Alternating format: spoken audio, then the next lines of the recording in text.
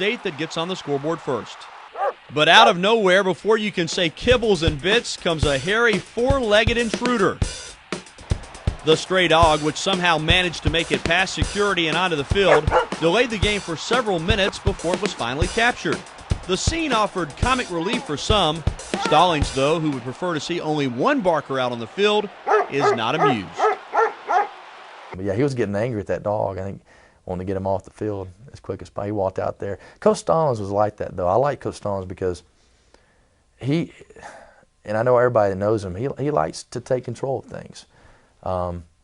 Whether it's driving a bus. I mean, players will tell you that he got on to many bus drivers for not driving a bus the way they ought to drive it, or certain things, but that was his attitude was about perfection. His attitude was about doing it the right way. I tell my kids all the time a saying that he used to always say, you never go wrong by doing right. And you can ask my kids, I'll start that phrase and my kids will end it. You know, you never go wrong, they'll say, by doing right. And that was his philosophy. A lot of times was just do it the right way, do the right things. And I think he just couldn't believe that probably somewhere along the line, somebody in security let a dog on the playing field, or somebody had a dog out there. And I think that just really, frustrated him because he felt like, hey, those type of things shouldn't happen.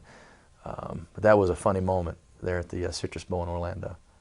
Steve Townsend told us that he was trying to get the gun from the state trooper. Yeah. Take the trooper's gun and shoot the dog.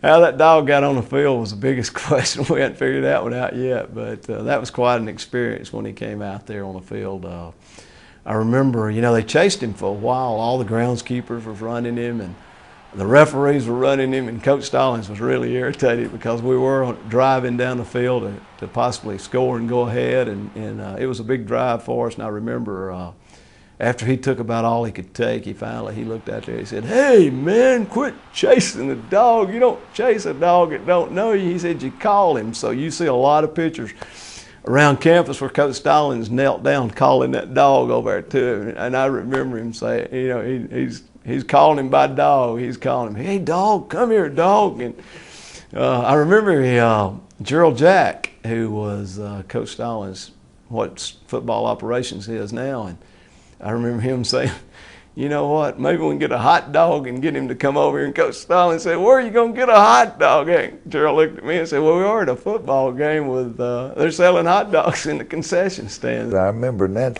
particular game, we playing dogs out on the field. Good night, can't anybody get the dog off the field? And I wouldn't have minded it if they had been moving the ball. Just so happened we were the ones that were moving the ball. We were moving the ball, moving the ball, moving. Now we've got to stop it for 5 or 8 minutes to get a dog off the field. I think y'all were in the red zone. Well, yeah, we were going on in the score, and we got to stop, chase that dog around. But anyway, if we get him off, I don't remember whether we scored or not after that. Missed a field goal. But I do remember chasing that dog. Wish I could have caught him, too. Oh, Yeller surprised